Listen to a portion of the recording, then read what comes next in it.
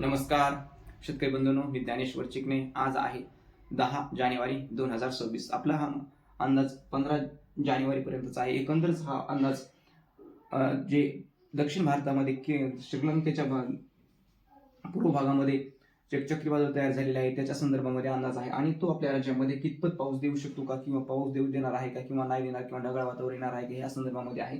आणि एकंदरच दक्षिण भारतामध्ये कसे वातावरण राहणार आहे आणि किती प्रमाणात दक्षिण भारतामध्ये पावसाची शक्यता आहे या संदर्भामध्ये. तर एकंदरच आज आहे लँडफॉल इथे श्रीलंकेचा दक्षिण भागामध्ये लँडफॉल करणार आहे. चक्रीवादळ साधारण चक्रीवादळाची कॅटेगरी फक्त एकच आहे, 1 कॅटेगरीमध्ये आहे. आणि एका कॅटेगरीची प्रति तास किलोमीटर चक्रीवादळ हे असतं. त्याच्यामध्ये वाऱ्याचा वेग तो हा 50 ते 60 किलोमीटर असतो. आणि 2 कॅटेगरीमध्ये म्हणलं तर 100 पेक्षा पुढे जाते, 100 ते 100 पेक्षा पुढे जाते, अशा प्रकारे असते. मग 1 कॅटेगरी, 2 कॅटेगरी, 5-6 कॅटेगरीपर्यंत सुद्धा ते चक्रीवादळ जाऊ शकते काही असेपर्यंत असं. पण ही 1 कॅटेगरीमध्येच आहे, म्हणजे 50 ते 60 वेगच आहे, त्याच्यामध्ये जास्त नाही. पण हा तिथे लँडफॉल करणार आहे आणि ह्याचा परिणाम तामिळनाडूमध्ये आज दिसणार आहे. त्यामध्ये आज तामिळनाडूमध्ये मोठ्या प्रमाणामध्ये पावसाची शक्यता आहे. अरंत्यागी, पंदुचेरी, शिवगंगा या रामनाथपुरम या भागामध्ये मात्र मोठ्या स्वरूपामध्ये आज जोरदार अति जोरदार स्वरूपात सुद्धा पाऊस पडणार आहे. तसेच तिरुपती बालाजी, चित्तूर या भागामध्ये देखील आज पावसाची शक्यता आहे. त्यामध्ये मध्यम ते काही ठिकाणी जोरदार स्वरूपात सुद्धा पावसाची शक्यता आहे. तसेच केरळमध्ये सुद्धा दुपारनंतर पाऊस होणार. केरळमध्ये आज दुपारनंतर म्हणजे दुपारच्या 4-5च्या पुढे संध्याकाळीच केरळमध्ये पावसाची शक्यता आहे. पण आज दिवसभर तर केरळमध्ये पावसाची शक्यता नाही. आंध्र प्रदेश अनंत हैदराबाद या भागामध्ये मात्र ढगाळ वातावरण राहणार आहे आणि थोड्याफार भागामध्ये दुपारच्या नंतरच पावसाची शक्यता एकंदर. आणि कर्नाटकमध्ये श्रवणबेळगोळा, कुंदूर, चित्रदुर्ग, हंपी या भागामध्ये मात्र आज ढगाळ वातावरण राहण्याची शक्यता आहे. अजून कर्नाटकमध्ये आज पावसाची शक्यता नाही, मात्र कर्नाटकमध्ये मात्र उद्यापासून पावसाची शक्यता आहे. कर्नाटकचा जो दक्षिणेकडचा भाग आहे त्या भागामध्ये. तर इकडे महाराष्ट्राचा जवळपास आता आपण महाराष्ट्राच्या जवळ आलं, बेळगाव, निपाणी, विजयपूर या भागामध्ये, धारवाड, भटकुळी, कंदापूर या भागामध्ये 11 तारखेपासून वातावरण बदलणार आहे. म्हणजे उद्यापासून ह्या भागामध्ये ढगाळ वातावरण राहील. मात्र थेंब पडल्यासारखे कर्नाटकचा भाग आहे, कर्नाटक थेंब पडल्यासारखे वातावरण राहणार आहे आणि तिथे हलक्या पावसाची शक्यता आहे एकंदरीत पाहिजे तर.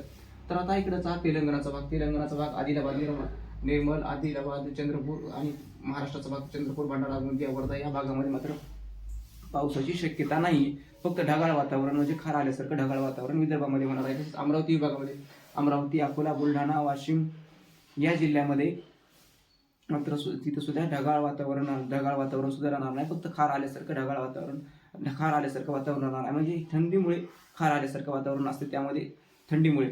आणि हे जे वातावरण असते सकाळी 10 वाजेपर्यंत धुरकट वातावरण हे थंडीमुळे होत असतं आणि 4च्या नंतरही धुरकट वातावरण होते. पण त्यालाच आपण आभाळ आले म्हणतो. पण थंडीचा परिणाम असतो.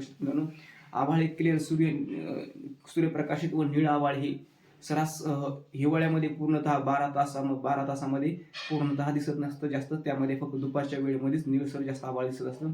10 ते 4 या वेळेमध्ये सरास नेहमी तसं दिसत असतं. पण काय आहे की आपण आभाळ असं म्हणतो, त्यामुळे घाबरतो. आणि तसं काय आभाळ येणार नाही. तसं मोठ्या प्रमाणामध्ये आभाळ म्हणजे त्याच्यामध्ये ढग निर्माण झाले पाहिजे, तसे ढग निर्माण होणार नाही. आभाळ हे खार आल्यासारखे पातळ लेअरचं आभाळ त्या अमरावती विभागामध्ये, तसेच विदर्भामध्ये येण्याची शक्यता. विदर्भामध्ये सुद्धा तसे. तर नाशिक विभागामध्ये नाशिक, धुळे, जळगाव या जिल्ह्यामध्ये देखील पावसाची शक्यता नाही. अहिल्यानगर जिल्ह्याच्या दक्षिणेकडच्या भागामध्ये मात्र आभाळ येणार आहे. त्यामध्ये अहिल्यानगरचं दक्षिणेकडच्या भागामध्ये, दक्षिण आणि पूर्व भागामध्ये पण तिथे पावसाची शक्यता आहे का? तिथे तुरळक हलक्या स्वरूपाच्या पावसाची शक्यता आहे, ती 40%. त्याच्यापेक्षा मोठ्या नाही, 40%च फक्त तिथे पावसाची शक्यता आहे. तसंच आता पुणे विभागामध्ये पुणे, कराड, सातारा, सांगली, कोल्हापूर या भागामध्ये मात्र ढगाळ वातावरण हे उद्या संध्याकाळी म्हणजेच 11 आणि 12 तारखेच्या संध्याकाळपासून तिथे ढगाळ वातावरण येणार आहे. आणि त्या ढगाळ वातावरण 12 आणि 13 तारखेपर्यंत राहण्याची शक्यता आहे. मात्र सारखंच स्वरूपामध्ये राहणार नाही, कमी अधिक त्यामध्ये ढगाळ वातावरण राहणार आहे.